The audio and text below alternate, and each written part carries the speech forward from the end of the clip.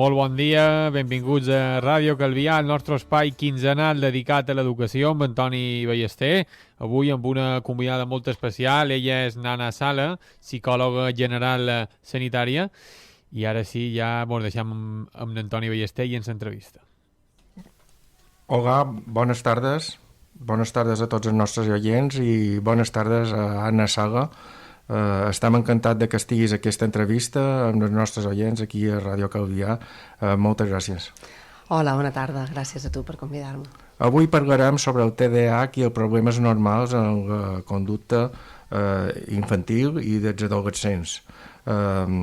Primer presentarem Anna Sala, que és psicòloga general sanitària, llicenciada en psicologia per la Universitat Autònoma de Barcelona, en postgrau d'especialització en psicologia infantojuvenil per l'Hospital de Vall d'Hebron de Barcelona i màster d'especialització en teràpia breu estratègica del Centre de Teràpia Estratègica d'Espanya, filial del Centre TBE d'Arezzo. Des de l'any 2000 es dedica a l'atenció psicològica en la infància i l'adolescència des de la consulta individual i familiar i l'assessorament de col·lectius com l'escolar. Ha estat membre de l'equip d'atenció psicològica als menors i a les famílies en situació de violència ascendent en col·laboració amb ADICEP i el Servei de Família del Govern de les Illes Balears. En l'àmbit docent s'ha dedicat a la formació professional a professionals vinculats a l'àmbit infantojuvenil i a la família i ha estat professora associada a l'àrea de treball social de la UIP. És codirectora del centre Escalidoscopi, escalidoscopi.net, des de l'any 2010, on es dedica a la intervenció psicològica amb infants, adolescents i adults, i des de l'any 2020 també és coordinadora del Servei de Postemergències de la Direcció General d'Infància, Joventut i Famílies del GOIP. Són bastants anys de treball per la infància i per l'adolescència a través del seu treball que fan a Escalidoscopi. Primer, te volíem demanar, Anna, quins són els problemes de comportament més freqüents en els infants i adolescents? Bé, podem trobar molta tipologia de problemes si ens centram més en els que són de comportament pròpiament, tota la part de quan hi ha agressivitat, desobediència, aquests problemes generen molta tensió normalment dins les famílies, dins dels entorns escolars i sol ser un problema de conducta freqüent que rebem per la necessitat de poder tenir una ajuda més especialitzada. I com creus que afecten els problemes de conducta a la vida diària dels infants i les seves famílies? Bé, habitualment solen crear molt de malestar perquè vulguis o no, tot el comportament crea un problema en la relació, en la interacció amb els altres, no? Perquè és com molt visible, no? Són problemàtiques externes que afecten a l'entorn, no? I molt sovint creen un dany en l'entorn, en les persones que es vinculen amb aquells al·lots que puguin tenir aquestes dificultats. Llavors això genera bastant de malestar en tot l'entorn. I quins són els temes més comuns pels quals els pares i mares demanen el vostre assessorament? Temes en general, el tema dels comportaments, agressivitat, els conflictes, tota aquesta part de relació i de dany, és una cosa que fa patir molt i sol ser necessari poder rebre una ajuda. També, per altra banda, en una esfera totalment diferent, també es veu més problemàtica potser després de la pandèmia a nivell de pors, de comportaments més obsessius, temes més d'ansietat, que han influït segurament bona part de la situació de la pandèmia que vàrem viure. També tot això ha afectat bastant a nivell de relacions socials, dins dels centres, dins de les famílies, s'ha alterat un poc, es va alterar i hi ha hagut com uns efectes col·laterals posteriors. I anem a parlar ara d'una de les dificultats més comunes, l'anomenat TDAH. Com definiries el TDAH? Bé, un poc com el mateix nom indica, el TDAH és un trastorn per dèficit d'atenció amb hiperactivitat i impulsivitat, normalment, Pot ser diagnosticat sense hiperactivitat i sense impulsivitat, però si tenim en compte tots els termes, fonamentalment és aquesta manca d'atenció d'una manera molt significativa, la dificultat pel control del moviment i dels impulsos que generen problemes a nivell d'adaptació en els diferents àmbits en què l'al·lot es mou. I quines són les causes de la hiperactivitat? Bé, en termes psicològics és molt difícil parlar de causes perquè normalment no es coneixen causes directament implicades, no? D'una manera empírica, no? O evident a nivell d'investigació, sinó que hi ha molt de factors que influeixen. A grans trets hi ha un poquet aquesta, no sé si és controvèrsia, però ha de ser una mica una complementarietat en factors més de tipus biològic, més neurològic, més genètic, no? Aquests aspectes una mica més físics, com si diguéssim, no? Per entendre'ns, i aspectes més de l'ambient, de l'entorn, de les experiències vitals de l'individu, de les relacions que té, dels canvis que hagi pogut viure, dels aspectes educatius que hi hagi al seu voltant, no? Tots aquests factors com a més ambientals. Val? I la veritat és que és la suma un poc de tot el que al final pot generar, no? Una problemàtica. I quines podien dir que són els factors de risc més comuns associats en el TDAH? Factors de risc que predisposin a poder tenir un TDAH o que el fet de tenir-lo mos creï altres problemes? Les dues coses. Sí.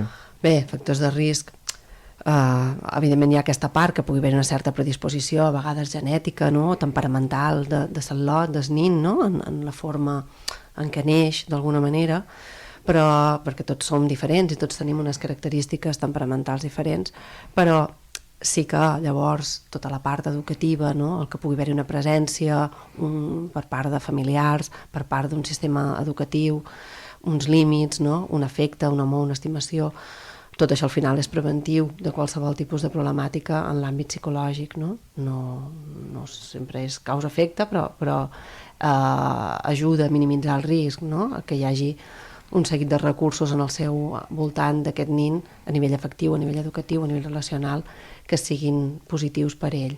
Val? Molt bé. I quina importància té el diagnòstic i la intervenció precoç en el TDAH? Bé, la intervenció jo crec que sí que és molt important, que sigui el més aviat possible, no? Jo a vegades discrepo un poc amb el tema del diagnòstic, perquè es tendeix a vegades a posar molt el foc, molt l'enfocament en el diagnòstic, en l'avaluació, i tot això està bé, però a vegades, si no tenim molt de recursos o hi ha molt de volum de casos per ajudar i per intervenir, crec que a vegades hi dedicam massa temps, realment, no? Jo fa molts anys que no faig diagnòstic, realment, només ho faig en casos molt, molt concrets. Això no vol dir que no es pugui treballar, perquè al final els professionals, i encara més la família, treballem amb problemes, no treballem amb diagnòstics, treballem amb el que ens trobem en el dia a dia, no? Diagnòstic al final és una nomenclatura molt tècnica, molt superficial, molt descriptiva, que no va ni tan sols a les causes. Llavors, crec que centrar-nos massa en això a vegades ens desvia de poder intervenir de manera precoç. Val? Llavors, qui és qui es diu si un infant o un jove té TDAH i qui ho ha de fer? Qui és qui diagnostica? On s'ha de fer el diagnòstic de TDAH? Bé, jo, pel que tinc entès fins ara, perquè les coses van canviant, no? A MEMS diagnòstic, d'alguna forma, s'utilitza un manual, no? El DSM-5 és un poquet el de referència, és un manual de diagnòstic descriptiu, estadístic, americà, amb el qual també, és un referent, és el que es té normalment de forma més habitual i és on existeix la nomenclatura de TDAH pròpiament, no? D'aquí és d'on prové. Però aquest manual de trastorns mentals, on hi ha altres tipus de trastorns, o només és TDAH, no? Sol ser una eina de diagnòstic per psiquiatres i psicòlegs fonamentalment. Potser els neuròlegs també en fan ús, no n'estic segura, no? Segurament ells tenen altres eines a nivell de diagnòstic o de detecció, no? Però normalment són psicòlegs i els psiquiatres, no? que se dediquen a fer diagnòstic. Molt bé. I quin tractament psicològic ha demostrat ser eficaç en el tractament del TDAH? En què consisteix el tractament psicològic? Bé, a nivell de divulgació i investigació genèrica, normalment es recomana el tractament cognitiu-conductual. És el que té més investigació empírica o com a mínim publicada o recursos que puguin portar a la investigació, no? Però jo precisament no és el model amb el que normalment treballo, sí que a vegades empleo tècniques i tinc formació al respecte, però sempre m'he anat decantant més cap a un altre tipus de model d'intervenció psicològic, més, el que es anomenava una orientació més sistèmica, que com el nom indica, doncs, d'alguna manera ens permet intervenir dins del sistema, no? Posant molt el foc no tant en l'individu, d'una manera individual, biològica, a vegades un poc més estigmatitzant o més difícil per al canvi, no? Perquè tota la part biològica, neurològica, d'una manera directa és més difícil d'intervenir, a no ser que sigui amb fàrmacs, no? Llavors, tota la part d'interacció amb l'entorn, amb el sistema en el que l'al·lot està, tant el sistema escolar, educatiu, com el sistema familiar o el sistema social de la seva comunitat, tot aquí, aquest model d'intervenció posa més l'enfocament en aquest tipus d'intervenció més interactiva, més global, no tan individualitzada. Individualitzada en quant a les característiques, la problemàtica que aquella persona pugui tenir o aquell al·lot, però sí que els recursos, les eines, les solucions, la forma d'intervenir l'amplia a qualsevol membre que forma part d'aquell sistema. I això ens dona moltes possibilitats. Per tant, parleu també amb pares i mares, o poseu el focus també parlar amb pares i mares i amb el professorat, en el seu cas, o l'entorn de l'infant o del jove, en lloc d'únicament en l'infant o el jove. No? Sí, considerant que és molt important la intervenció amb tots els agents que hi ha, no? Tots són potencialment agents d'ajuda, de canvi, i això fa que d'alguna manera es pugui intervenir a vegades més de pressa, no haver d'esperar, no? Temes més burocràtics, com dèiem, temes d'avaluació, i que qualsevol persona pugui ser algú que pugui ajudar en aquell infant, no? D'alguna manera ben orientat, no? Ben assessorat, i ens dona molt més recursos i permet que aquests recursos estiguin ja introduïts en el món habitual de l'al·lot. I això fa que sigui més intrusiu, no? És com aprendre un idioma, no? Si jo tot el meu entorn parla anglès, doncs serà més fàcil que jo aprengui a parlar anglès si vaig només a classes particulars un dia a la setmana, no? Per tant, no és tan invasiu en l'infant o el jove. Sí, no és tan invasiu per l'infant, estigmatitza manco, amplia un poc el foc d'intervenció, no? Per tant, aquestes intervencions psicopedagògiques són eficaces en el tractament del TDAH, no? Sí, des del meu punt de vista, sí. Sí, la millor per la meva experiència la també. Millor resposta. És la millor resposta, sí.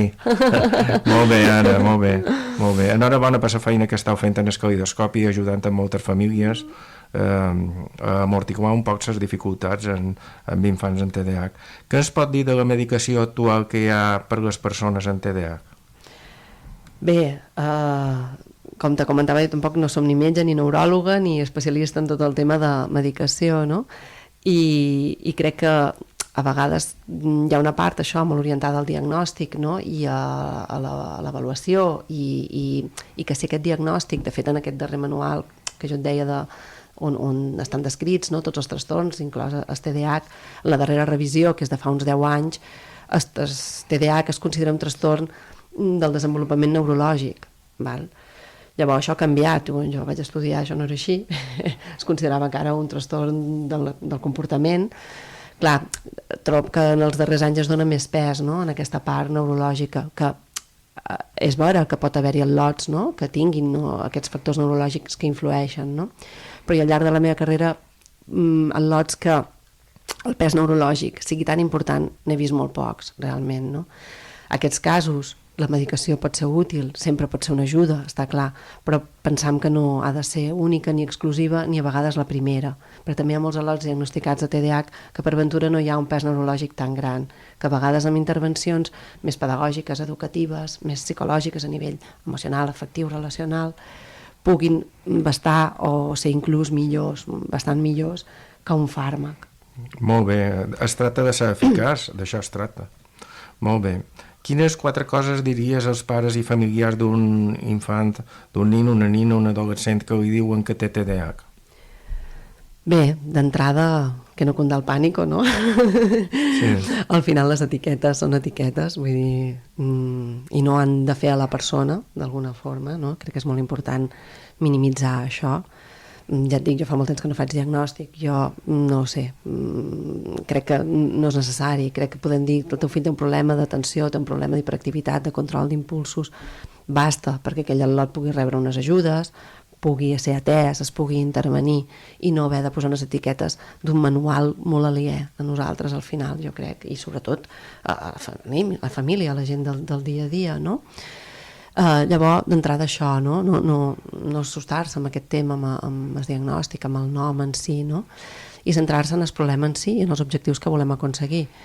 Intentar ser agents de canvi pel nostre fill, assessorar-nos bé, establir petits objectius, acompanyar-los, anar progressivament, poder, no sé, buscar suport, no?, per nosaltres també, a nivell professional, a nivell de xarxa social, no?, dels adults també, per poder fer front a situacions que a vegades ens superen, evidentment inclosos també professionals, no?, però també començar pels professionals que tenim més a mà, els mestres, pediatre, no sé, qualsevol persona del nostre entorn, no?, entrenadors de futbol a vegades, no?, vull dir, he vist casos de nins amb molta problemàtica dins dels centres que després rendeixen moltíssim en un esport i que són disciplinats, i potser aquell entrenador està fent una feinada, no?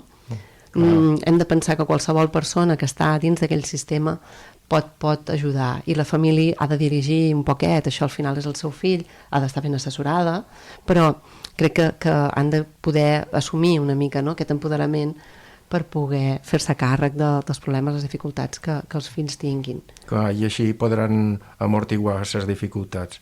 Una altra pregunta, quines 4 coses li diries als professors?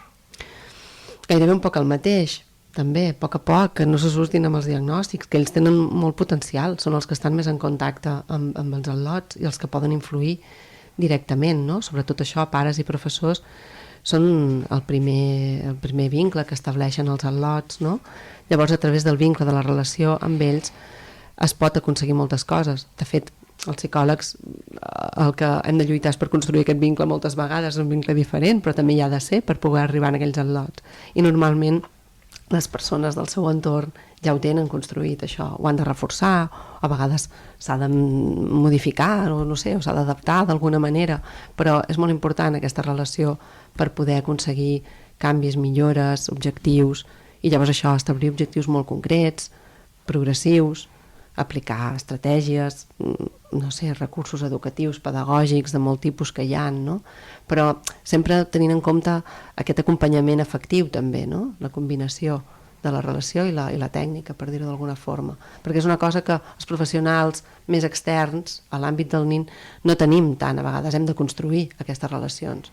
I les persones que estan ja directament en l'àmbit natural ja ho tenen, o com a mínim ho han de fer. I quines adaptacions són recomanables a l'escola o a l'aula per als infants i adolescents amb TDAH? Bé, habitualment és el que s'anomena, no?, les adaptacions no significatives o d'accés, no? D'entrada, un al·lot amb dificultats d'atenció o d'hiperactivitat no té per què tenir un problema d'aprenentatge ni de rendiment. Moltes vegades pot anar associat perquè les dificultats per prestar atenció o per tenir un control del comportament o del moviment o dels seus impulsos facin que llavors per ventura no rendeixi tant o no tingui tants bons resultats, no? Però d'alguna manera han d'anar dirigides a que l'al·lot pugui accedir als coneixements, no? Que pugui aprendre igual que els altres, perquè en principi, no per al diagnòstic, té un dèficit a l'hora d'aprendre.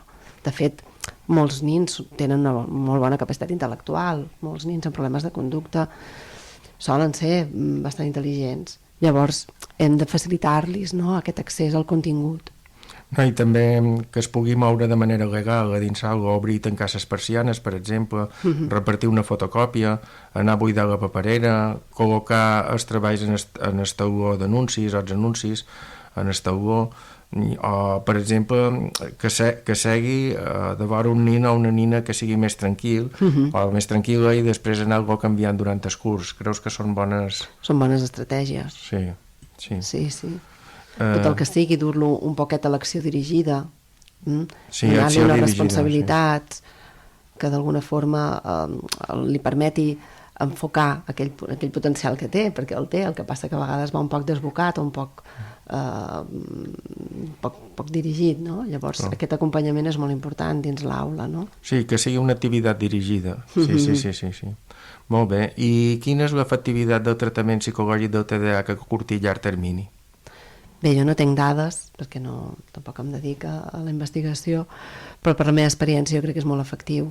Un poc pel que et comentava, no? A vegades poder intervenir des del punt de vista psicològic, malauradament a vegades no hi ha prous professionals, a lo millor dins dels àmbits escolars, no?, que puguin intervenir, però ens permet a vegades poder intervenir ja el mestre, el veïnat, com te deia, l'entrenador, el pare, no? Són persones, són recursos que estan allà i ben assessorats a nivell psicològic, permet que la intervenció sigui molt més ràpida. Val?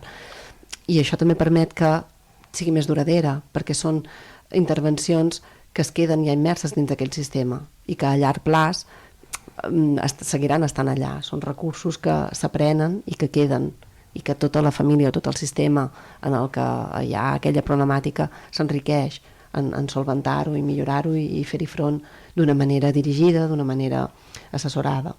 Molt bé, i finalment ens podries dir 4 recomanacions pels pares i mares per evitar dificultats i facilitar el benestar dels fills, les filles i la família? Bé, crec que un poquet ho he anat transmetent, no sé, potser d'una manera més sintètica o més clara, no? Aquesta part de la presència, de ser allà, no? De ser allà observant, escoltant, no? A vegades no ser allà d'una manera molt invasiva ni molt activa, no? És tenir una actitud més de recepció, no? De ser. I després, per altra banda, fomentar, no? La part de relació, d'afectivitat, de vincle, no? I de comunicació, és molt important també, no? Poder parlar amb els nostres fills i tenir aquests espais, no? Sense ser invasius, però tenim aquestes eines que són molt útils per totes les famílies, realment, i per totes les problemàtiques. Amb aquest tema de la comunicació hi ha una cita d'una Patricia, de la psicòloga esportiva, Patricia Ramírez, que ens diu que no només parlar als infants de les coses que ens interessen a nosaltres, sinó també de les que ens interessen amb ells per crear vincles de comunicació. Què en trobes d'això? Sí, m'apareix molt encertat. També no sé on vaig llegir o escoltar en algun lloc algú que deia a vegades per encetar una conversa avui dia amb un fill, sobretot, per exemple, si és adolescent, és més fàcil poder-li dir què has vist avui per internet, no? Què has vist a les xarxes, perquè segurament serà un món en el que ell hi està bastant posat, no? En lloc de demanar-li què has fet a l'escola, què has fet a la classe, o que... Sí. A vegades hem d'entrar un poquet en el seu món, no? I en el món digital, en el món nou que va evolucionant i que va canviant dia a dia, no? Sí, o que té alguna activitat esportiva... Sí. Les coses que són del seu interès, no? O temes que li agraden especialment. Clar. Sí. Bé, i doncs podries recomanar algun llibre per tenir més informació, algun article? Bé, tenim el llibre d'en Antoni Ballester, ara no record el títol exacte. Del mètode Ballester. No, i el d'educar, no? De la importància d'educar. La importància d'educar, dirigit més a les famílies, no? Tenim llibres així més accessibles, no?, d'alguna forma.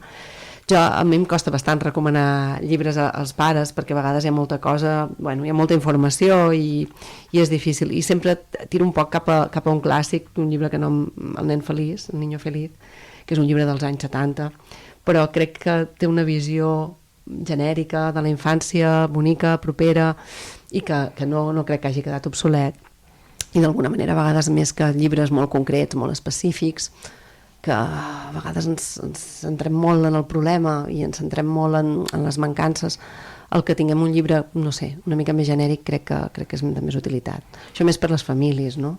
A nivell de professorat o per altres professionals, psicòlegs o companys, llibres més tècnics doncs poden ser també recomanables, no? Hi ha un llibre d'en Marc Bellevac que es diu La intervención escolar centrada en soluciones, que a jo m'agrada molt perquè té aquest enfoc, no?, d'anar a cercar solucions. I aquí no, ho dic perquè és un llibre que m'agrada i hi ha un article nostre també on hi vàrem col·laborar, però penso que és molt útil de cara al sistema educatiu també. Molt bé, poden també demanar ajuda a Escalidoscopi, Nana Sala. On vos poden trobar, Anna? Bé, estem a Palma, tenim la nostra pàgina web, que és escalidoscopi.net. Allà teniu les dades de contacte, telèfon i direcció, i bé, us podem atendre. Molt bé. També feis alguna intervenció online o no, en gent de la península? Sí, també fem intervencions online. O d'altres llocs. Inclús dins de Mallorca. A vegades per logística familiar, després de la pandèmia passa bastant. Hi ha famílies, jo tenc bastants pares, on tenim sessions online, perquè els hi va bé, a vegades tenen nins petits, no? Tota la gestió del temps, si són nins a més amb dificultats, el poder fer sessions online és molt útil. Molt bé, i avui en dia estan molt avançats els programes informàtics per fer sessions online, veritat? Sí, hi ha molta qualitat, realment, sí, hi ha una bona... I està contrastat que donen eficàcia molt semblant a la sessió presencial, veritat? Sí, sobretot quan són amb adults, potser per intervenir directament amb un nin hi ha més limitacions, perquè a vegades el contacte físic o la proximitat o, no sé, aquesta part una mica més d'acolliment es doni millor en la presència, no? que a nivell online, no? Però és veritat que cada dia més els nins també utilitzen aquests recursos, però tant amb adolescents com amb adults realment penso que és una eina eficaç. I es fa normalment algunes sessions presencials i després ja de manera online, no? Es pot compaginar, sí. Molt bé. Molt bé, fantàstic, els arguments, les idees, tot el que mos has dit en la sala. Moltíssimes gràcies per les teves aportacions. Moltes gràcies i fins aviat. D'acord, moltes gràcies a tu, Antoni. Fins a propera. Gràcies.